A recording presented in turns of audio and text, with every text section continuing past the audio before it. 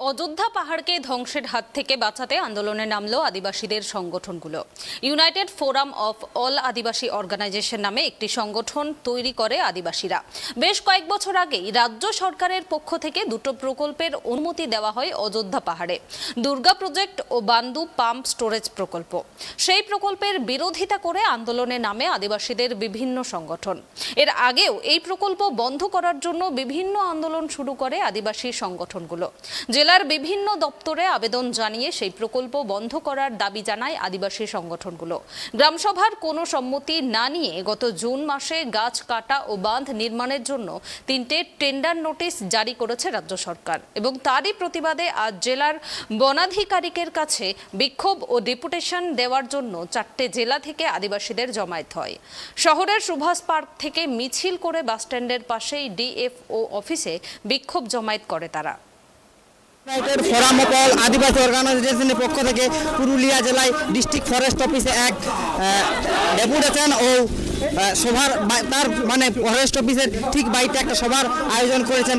বিভিন্ন দাবি দাবা নিয়ে আজকে ইউনাইটেড ফোরাম অফ অল আদিবাসী অর্গানাইজেশনের পক্ষ থেকে এই গণ ডেপুটেশনের ডাক দেওয়া হয়েছে। তাদের পুরুলিয়া জেলার বিভিন্ন এলাকার পাশাপাশি বিভিন্ন ব্লক থেকে মানুষজন এসে এই আজকের এই মিছিলে সামিল হয়েছেন। আমি তাদের কাছ থেকে জেনে নেব ওনারা কি বলছেন। আপনাদের মূলত এই ডেপুটেশনে কি কি দাবি রয়েছে, কি বলবেন? এক কথায় বন ধ্বংস করে আমরা ঠুরগা প্রজেক্ট বাতিল চাই, কাঁঠাল জল প্রজেক্ট বাতিল চাই, বাঁধুনালা প্রজেক্ট বাতিল চাই। আজ আর এই ডেপুটেশনের পাশাপাশি আর কি কর্মসূচি রয়েছে? সমস্ত রকম আদিবাসীদের জল জঙ্গল জমির যে অধিকার সেটা সুরক্ষিত করার জন্য আমাদের যা লড়াই করতে হয় সমস্ত রকম লড়াই করার জন্য আদিবাসীরা একত্রিত হয়েছি এবং লড়ছি। এখানে মূলত আমাদের বিক্ষোভ এবং ঘেরাও কর্মসূচি লেখা ছিল, কিন্তু ঘেরাও কর্মসূচির মতো প্রস্তুতি নিয়ে আসেনি। সেটা আমাদের সংগ্রামী সাথীদের সবাইকে জানিয়ে দিয়েছি আগাম। তো এখানে মূলত আমাদের 3টি দাবি রয়েছে।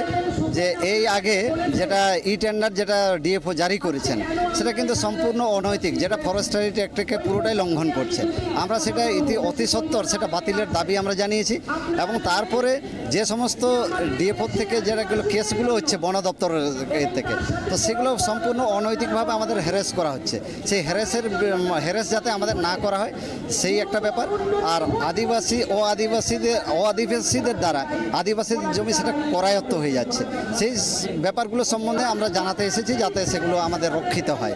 এই আর কি মূলত 3টি দাবি আছে। আচ্ছা, এই যে অযোধ্যা পাহাড়ে দুর্গা যে প্রকল্প, এটা কি কারণে আপনারা এই এতটা বিরোধিতা করছেন? হ্যাঁ, এটা শুনুন, এটা এর আগে যেটা পিপিএসপি হয়েছিল, পিপিএসপিতে আমরা দেখেছি যে এখানে আমাদের যেটা বলা হয়েছিল প্রতিশ্রুতি, সেই প্রতিশ্রুতিগুলো একটিও কিন্তু রক্ষিত হয়নি। এই এক।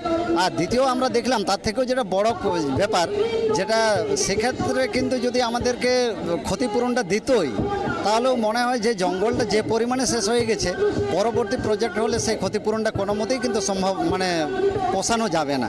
তো যার জন্য আমরা সেটা লক্ষ্য করেছি এবং এই লক্ষ্য থেকেই আমরা সিদ্ধান্ত নিয়েছি যে কোনো কিছুর বিনিময়েই কিন্তু ঠুরগা প্রজেক্ট হতে দেওয়া যাবে না।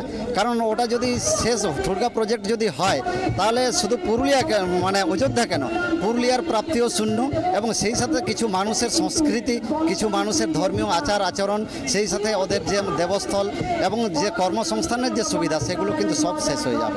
যে প্রকল্পগুলো সরকার ধরেছে সেই প্রকল্পগুলো কিন্তু আদিবাসী ঘাতক। আজকে আদিবাসীরা যেখানে বসবাস করছে, আজকে অযোধ্যা পাহাড়ের এর আগেও একটা প্রজেক্ট হয়েছে, আপনারা সেটা সবাই জানেন।